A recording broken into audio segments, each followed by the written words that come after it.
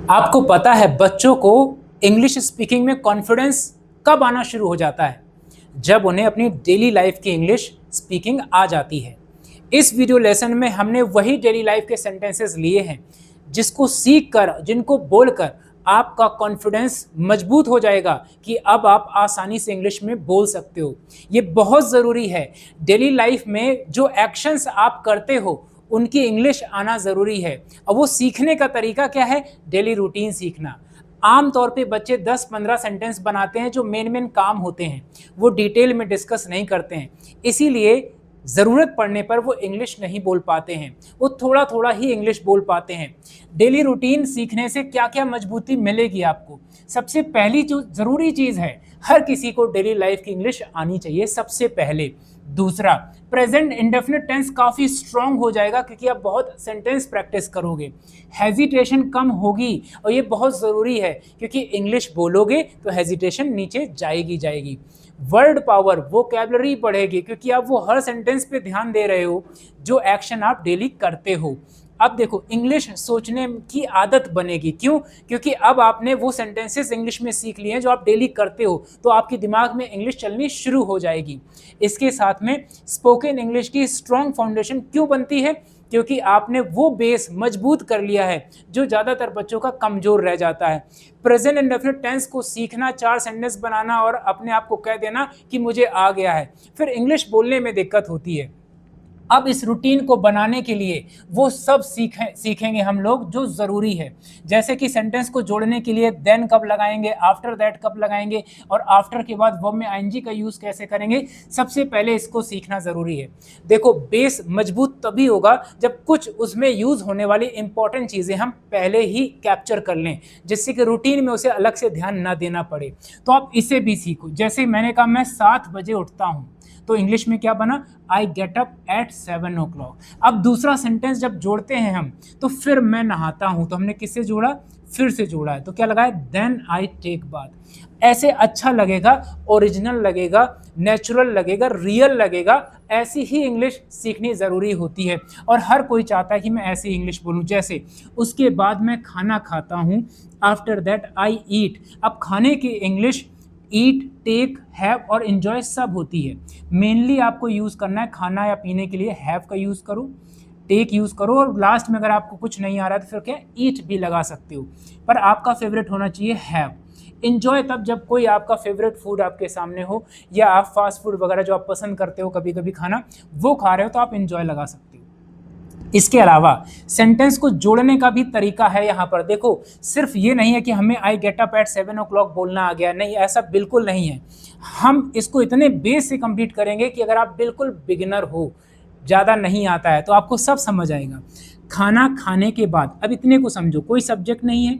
खाना खाने के बाद की इंग्लिश क्या होती है? आफ्टर। इसके बाद, आफ्टर के बाद जब वर्ब आएगी तो आईएनजी फॉर्म में आएगी। जैसे after eating food I get ready. अब देखो, इसमें 2 एक्शन एक साथ कंप्लीट हो रहे हैं, तो ये सेंटेंस जोड़ने का तरीका है। देखो, रूटीन नेचुरल तब लगता है जब आप उसे सही ढंग से बोलो। अगर आप हर सेंटेंस में देन या आफ्टर दैट लगाओगे तो थोड़ा अननेचुरल सा लगेगा। आपको सीखने के बाद भी ऐसा फील होगा कि शायद हम कुछ अच्छा सीख नहीं पाए हैं। अब दूसरी बात समझो, हम जब सेंटेंस बनाएंगे तो प्लेस आएगा, टाइम भी आएगा, और इसको हल्के में बिल्कुल मत लेना। ये बहुत इंपॉर्टेंट चीज़ है समझने में। मैं कॉपी जब चेक करता हूँ अपने बिगनर्स स्टूडेंट्स की, तो इसमें ढेरों गलतियाँ होती हैं। बच्चे सोचते हैं कि बस वर्ड की इंग्लिश लिख देना है, कहाँ पे लिखना है, कैसे लिखना है, ये ज़रूरी नहीं है। लेकिन नहीं, ये बहुत ज़रूरी है और ये शुरू में सीखना ही ज़रूरी है। अब समझो, 2 मिनट में क्लियर होगा टाइम और प्लेस की क्या कहानी है। जैसे हम दिल्ली में मिलते हैं, दिल्ली एक स्थान हो गया, तो स्थान सेंटेंस के लास्ट में आएगा। सेंटेंस में हिंदी में कहीं भी लिखा हो, लेकिन इंग्लिश में लास्ट में लिखा जाएगा। तो वी मीट इन दिल्ली, तो लास्ट में लिखा आके। इससे क्या क्लियर हो जाता है कि सेंटेंस में टाइम कहीं, प्लेस कहीं भी होगा, सेंटेंस के लास्ट में लिखेंगे। उसी तरह से टाइम के बारे में देखो, हम रविवार को मिलते हैं। अब रविवार एक समय है, तो समय की भी वही कहानी है कि सेंटेंस के लास्ट में जाएगा।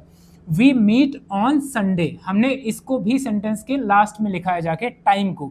लेकिन बच्चों, अगर टाइम और प्लेस दोनों सेंटेंस में आ गए, तब क्या करना है?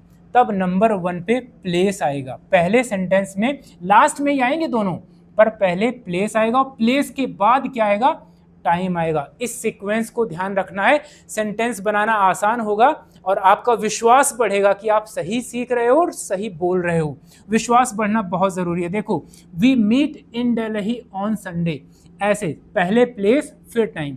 अभी एक और एग्जांपल समझना जरूरी है, क्योंकि सेंटेंस में अगर एक से ज्यादा स्थान, एक से ज्यादा टाइम आ गया तब क्या करना है। जैसे हम दिल्ली में बदरपुर में मिलते हैं।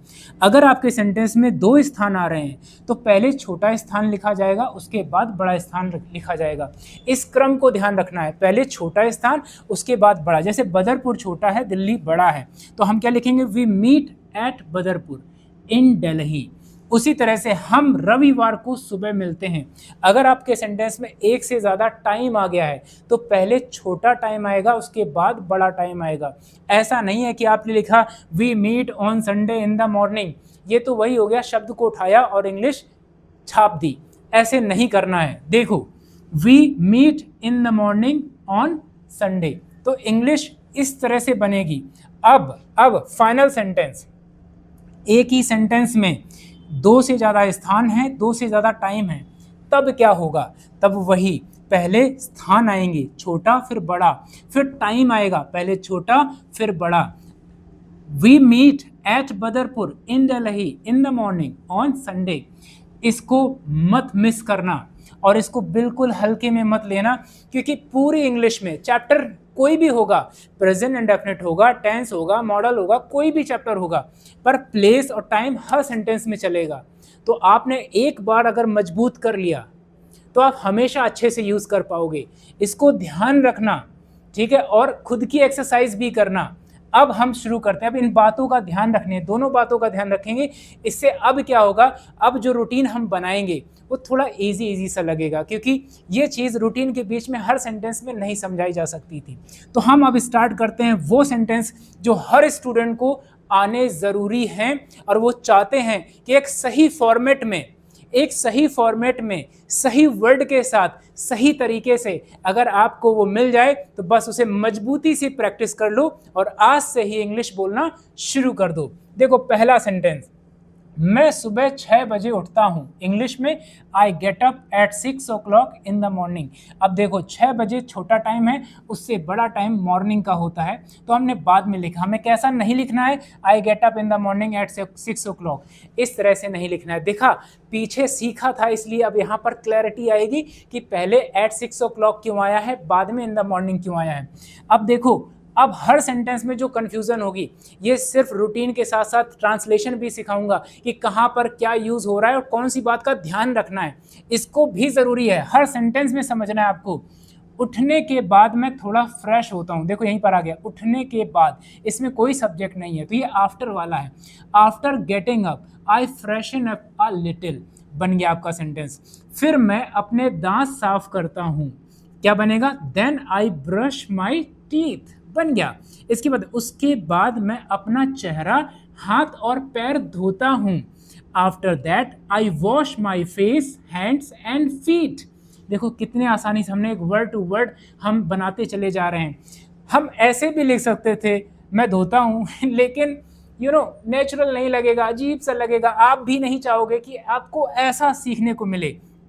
फिर मैं बालों में कंघी करता हूँ और कपड़े पहनता हूँ। एक सेंटेंस में 2 सेंटेंस हैं, देखो समझो। Then I comb my hair and wear my clothes, तो यहाँ पर वेयर, एंड से जब सेंटेंस जोड़ते हो आप तो दोबारा सब्जेक्ट लिखने की ज़रूरत नहीं होती है, क्योंकि जो सब्जेक्ट यहाँ पर होता है उसी को वो फॉलो करता है, इसीलिए यहाँ पर भी फर्स्ट फॉर्म ही लिखा गया है। तब तक मेरी माँ झाड़ू और पोछा लगाती है। अब यहाँ पर एक मीनिंग सीखना है तब तक का। देखो, मीन वाइल का मतलब होता है एक एक्शन के दौरान उसी टाइम पे कोई इंसान कोई दूसरा एक्शन कर ले, तो mean while my mother sweeps and mops the floor. अब देखो, माँ सिंगुलर है तो स्वीप्स एस लगा है, मॉप में भी एस लगा है, एंड भी उसी रूल को फॉलो करता है। यहाँ पर एंड के बाद नहीं आया था क्योंकि सब्जेक्ट क्या था, आई था। सिंगुलर होने पर पूरा सेंटेंस फॉलो करता है रूल को, ठीक है। टेंस भी समझना है, रूटीन भी समझना है। इसी बीच मैं चाय बनाना शुरू कर देता हूँ। At the same time I start making tea. देखिए चाय बनाने के लिए किन किन सेंटेंसेस की ज़रूरत है। इंग्लिश बहुत आसान है, बस सीखने का सही तरीका बच्चों को मिलना चाहिए। सबसे पहले मैं एक बर्तन लेता हूँ। First of all I take a utensil. अब इस सेंटेंस को बनाने के लिए मुझे एक मीनिंग भी मिल गया, क्या? बर्तन की इंग्लिश भी मिल जाती है। फिर मैं गैस चालू करके बर्तन को चूल्हे पर रख देता हूँ। दो मीनिंग है इसमें, गैस चालू करना और चूल्हे पर रखना, मतलब रखना और चालू करना। Then I turn on the gas and place the utensil on the stove. क्योंकि मैंने बर्तन की इंग्लिश ऊपर सीख ली है तो अब मैं बार बार यूज़ कर सकता हूँ, क्योंकि मीनिंग तो एक ही बार सीखना है और हम बार बार यूज़ कर सकते हैं। आगे देखो, उसके बाद मैं उसमें पानी डालता हूँ, तो मीनिंग आया डालना। आफ्टर दैट आई पोर, डालना या उड़ेलना कुछ भी, आई pour water into it. It मतलब किसमें? बर्तन में। फिर मैं चाय पत्ती और चीनी डालता हूँ, डालने का इंग्लिश आ गया फिर से। Then I add tea leaves and sugar. ध्यान देना है आपको, यहाँ पर डालने का इंग्लिश क्या था? पॉर, और यहाँ पर क्या है? ऐड। तो ये भी आपको समझना है। मेरी माँ अदरक कूटकर चाय में डालती है, तो दो मीनिंग है, कूटना और डालना। My mother crushes ginger and adds it to the tea. अब देखो क्रशेज सब्जेक्ट सिंगुलर है तो ईएस लग गया, यहाँ पर एस लग गया। तो हर चीज़ को फोकस करेंगे, आसान बनाना है हमें, रूटीन को इतना आसान बनाना है कि आपको लगे अरे बेसिक इंग्लिश तो आती ही है ना। कुछ देर बाद मैं उसमें दूध डालता हूँ। After some time I add milk to it. फिर मैं चाय को उबलने देता हूँ। Then I let the tea boil. यहाँ पर लेट का यूज़ है, करने देना, होने देना, तब हमको यूज़ करना होता है लेट। ठीक, आगे देखो, आखिर में मैं चाय छानकर सबको दे देता हूँ। तो यहाँ पर छानना और देना दो मीनिंग यूज़ हो रहे हैं। Finally I strain the tea and serve it to everyone. देखो मैं दे देता हूँ, मैं छान लेता हूँ। अगर आप वर्ड टू वर्ड सेंटेंस बना रहे हो तो नेचुरल इंग्लिश बोलने में और सीखने में समय लग जाएगा। आप डायरेक्टली, आपको मैं एक बेहतरीन रूटीन दे रहा हूँ, बस आपको प्रैक्टिस करना है, सीखना है, सीरियस हो, प्रैक्टिस करो। उसके बाद मैं नहाने के लिए बाथरूम जाता हूँ। After that I go to the bathroom to take a bath. देखो, after that I go to the bathroom to take a bath, ये दूसरा वर्ब यहाँ पर यूज हुआ है। मैं अपने कपड़े साथ लेकर जाता हूँ। I take my cloth with me. फिर मैं बाल्टी में पानी भरता हूँ, भरने का मीनिंग आ गया। Then I fill a bucket with water. I fill a bucket with water. आगे देखो, उसके बाद मैं मग से अपने ऊपर पानी डालता हूँ। After that I pour water on myself with a mug.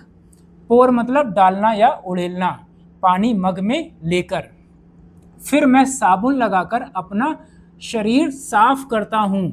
Then I apply soap and clean my body. बालों में शैम्पू लगाने के बाद, बाद वाला ये आ गया वर्ड, फिर मैं पानी डालता हूँ। After applying shampoo to my hair I pour water again. आपको पूरा सेंटेंस समझना है। After applying shampoo to my hair I pour water again. फिर मैं तौलिए से अपना शरीर पोंछता हूँ। Then I wipe my body with a towel. उसके बाद मैं तेल लगाकर बालों में कंघी करता हूँ। दो मीनिंग आ गए यहाँ पर। After that I apply hair oil and comb my hair. फिर मैं पूरी तरह तैयार हो जाता हूँ। Then I get completely ready. वैसे गेट रेडी मीन्स होता है तैयार हो जाना, लेकिन पूरी तरह से का मीनिंग आ गया इसमें completely. Then I get ready completely भी बोल सकते हो आप। देखो, रूटीन में एक वो हर सेंटेंस ज़रूरी है जो आपको सीखना चाहिए। अक्सर बच्चे नज़रअंदाज करते हैं, थोड़े बड़े सेंटेंस हो जाते हैं तो नेगेटिव होने लग जाते हैं, पर रियल इंग्लिश यही है। रियली में हर बच्चा चाहता है कि ऐसी ही उसे इंग्लिश आए। उसके बाद मैं नाश्ता करता हूँ। After that I have breakfast. देखो, खाने की इंग्लिश हमने क्या लगाई? हैव। तो खाने पीने के लिए आप हैव का ही यूज़ करें। मेरी माँ मेरा लंच पैक करती है। My mother packs my lunch. फिर मैं अपना बैग लेकर घर से निकलता हूँ। Then I take my bag and leave home, दो मीनिंग यहाँ पर है, टेक एंड लीव। मैं पैदल ऑटो स्टैंड तक जाता हूँ, I walk to the auto stand. फिर मैं ऑटो में बैठकर स्कूल जाता हूँ, then I sit in the auto and go to school, दो मीनिंग आ रहे हैं।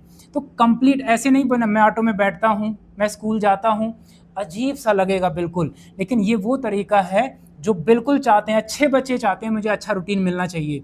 मैं लगभग 8:30 बजे स्कूल पहुँच जाता हूँ, I reach school at around 8:30, 8:30 o'clock भी बोल सकते हो आप। स्कूल में अपने दोस्तों से बात करता हूँ, at school I talk to my friends. फिर मैं अपनी क्लास में जाता हूँ, फिर हम अपनी क्लास में जाते हैं, then we go to our class. Teacher हमें अलग अलग विषय पढ़ाते हैं, टीचर्स प्लूरल सब्जेक्ट है, टीचर्स हमें पढ़ाते हैं डिफरेंट सब्जेक्ट्स। हम क्लास में नोट्स भी बनाते हैं, we also make notes in the class. कभी कभी टीचर हमसे सवाल भी पूछते हैं, sometimes teachers ask us questions to का मीनिंग यहाँ पर क्या है, भी, क्वेश्चंस भी पूछते हैं। दोपहर में मैं अपना लंच करता हूँ, in the afternoon I have my lunch या आई ईट माई लंच, हैव भी लगा सकते हैं आप। फिर मैं अपने दोस्तों के साथ थोड़ा समय बिताता हूँ, then I spend some time with my friends. उसके बाद मैं फिर से पढ़ाई करता हूँ, after that I study again. School के बाद मैं घर वापस आता हूँ, after school I return home. School से छुट्टी हो गई, अब घर आकर मैं थोड़ा आराम करता हूँ, आफ्टर कमिंग होम, घर आकर या घर आने के बाद, after coming home I take some rest. फिर मैं अपना स्कूल का होमवर्क पूरा करता हूँ, then I complete my school homework. देखो कितना अच्छे सेंटेंस है। अब बच्चा यही तो करता है, स्कूल से आएगा तो स्कूल का काम करेगा। उसके बाद मैं ट्यूशन का काम करता हूँ, after that I do my tuition work. मैं रोज अपने पुराने चैप्टर का रिवीजन भी करता हूँ, I also revise my old chapters daily. कभी कभी मैं कठिन शब्द याद करता हूँ, sometimes I learn difficult words. और कभी कभी मैं इंग्लिश बोलने की प्रैक्टिस करता हूँ, and sometimes I practice speaking English. शाम को मैं अपने इंग्लिश क्लास के लिए निकलता हूँ, in the evening I leave for my English class. मैं समय पर एकेडमी पहुँच जाता हूँ, I reach the academy on time.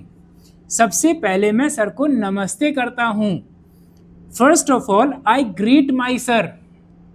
ये सारे सेंटेंसेस आप बिल्कुल, अगर आप थोड़े भी सीरियस हो तो आपको ये रूटीन बिल्कुल प्रैक्टिस करना है, real English for real students.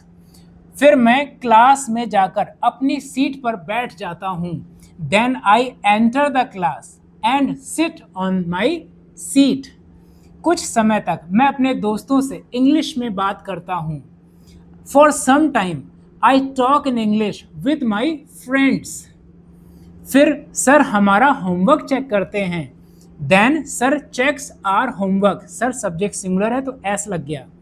उसके बाद सर पढ़ाना शुरू करते हैं, after that sir starts teaching. हम सर से अपने डाउट्स पूछते हैं, we ask sir our doubts. और सर हमारे डाउट्स क्लियर करते हैं, and sir clears our doubts. एक से बढ़कर एक सेंटेंस। कभी कभी सर हमें मोटिवेट भी करते हैं, sometimes sir motivates us too. और वे गलती होने पर हमें डांटते भी हैं, and he also scolds us when we make mistakes. Class के अंत में सर हमें नया होमवर्क देते हैं, at the end of the class sir gives us new homework. फिर हम सर को बाय बोलते हैं और घर वापस आ जाते हैं, देन वी से good by two sir and return home. रात में मैं अपने परिवार के साथ खाना खाता हूँ, at night I have dinner with my family. उसके बाद मैं कुछ देर मोबाइल चलाता हूँ। After that I use my mobile for some time. फिर मैं अगले दिन की तैयारी करता हूँ। Then I prepare for the next day. और आखिर में मैं सो जाता हूँ। And finally I go to sleep. आपको ये रूटीन प्रैक्टिस करना है। अगर ये आपने सीख लिया तो आज से ही आप इंग्लिश बोलना शुरू कर सकते हैं, क्योंकि हम ज़्यादातर अपने डेली लाइफ की ही बातें करते हैं अपने दोस्तों से या जिससे हम मिलते हैं। अगले वीडियो में।